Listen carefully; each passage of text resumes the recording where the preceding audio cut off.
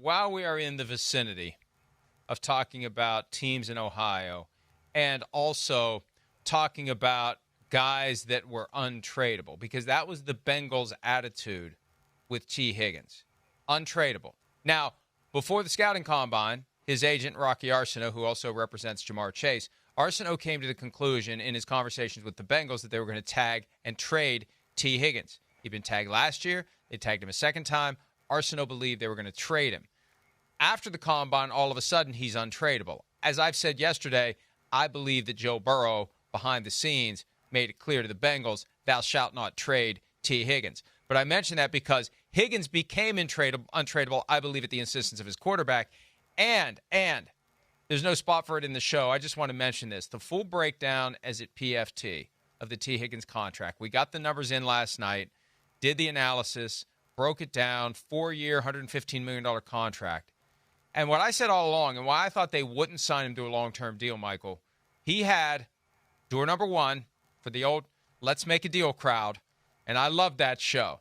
Door number one. You know what was behind door number one? You didn't know what was behind door number two. Door number one was $26.16 million this year, plus the ability to become an unrestricted free agent next year. That's it. They weren't going to tag him a third time. It would have been exorbitantly expensive. 26.16, fully guaranteed, plus a straight shot to the open market. And I'll leave it for the reader to decide whether or not the deal that Higgins got was better than 26.16 plus go to the highest bidder next year. First day of free agency. Someone's going to ridiculously overpay. Look at what Chris Godwin got coming off of a serious injury. I'll leave it to you, kind viewer. If you look at the item at PFT, you resolve for yourself whether or not you would have traded in the ability to make 26.16 and become a free agent next year for what Tee Higgins actually got. Yeah, but it's. I think for Tee Higgins, and this is where Cincinnati has the advantage. They know him. They know what kind of guy he is. I mean, he really wanted to be there. You know, so yes.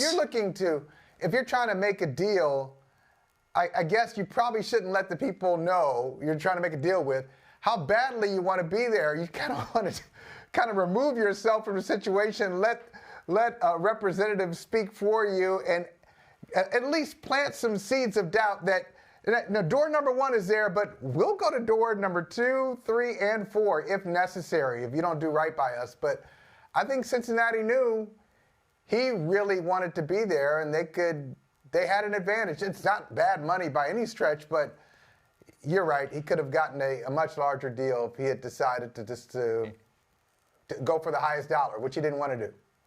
It's true of any workplace in America. 90% of the headaches come from 10% of the employees. And the 90% that don't cause the headaches get taken for granted. And the ones who truly want to be there and never squeak the wheel, they get screwed. Every once in a while, they got to stand up and say, no. Yeah, I want to be here, but not under these terms, not under these conditions. There's got to be somebody else out there that will appreciate me maybe a little bit more because I just get pushed off to the side like Tee Higgins did based upon the contract that he ultimately was offered, because I think that's the key. They used against him the fact that he wanted to be there. And they made a guess. And they're out there doing their victory lap on social media. We've changed. Actions speak louder. I'm so glad you mentioned that. Hey, Michael, you put that on your easy. resume when you're mentioning the hype video for the Cincinnati Bengals, when they put you in there. Is that something that you go around and brag about?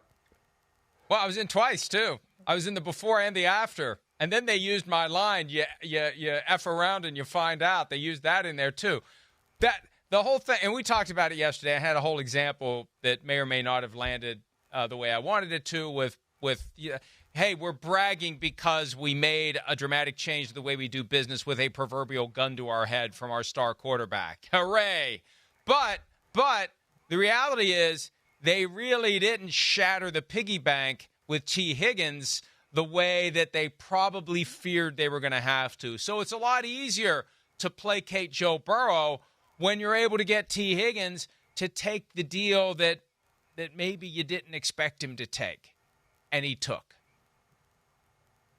Yeah, you remember that old Chris Rock bit where he said, people just like get excited about things that they shouldn't get excited about.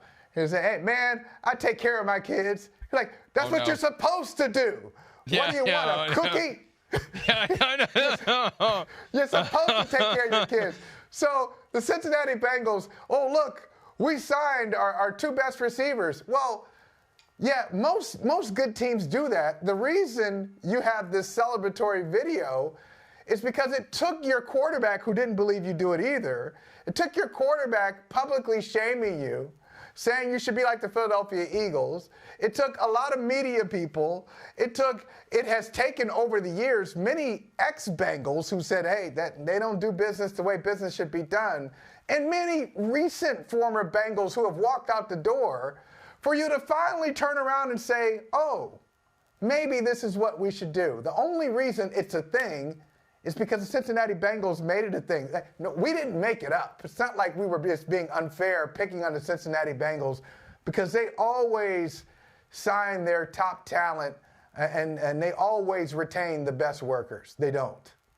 That was a perfect reference at two levels. Number one, it absolutely applies. And number two, as soon as you started going down that path, I thought, is he going to refer to the bit that Michael Scott used and resulted in supplemental HR training because Michael Scott recited the entire routine word for word at Dunder Mifflin Scranton. And there it was. Oh, boy. The edited version. I had the edited version in my head. Yeah. Hi, it's Mike Florio. Thanks for watching PFT on YouTube. Hit subscribe for the latest news and analysis from Pro Football Talk.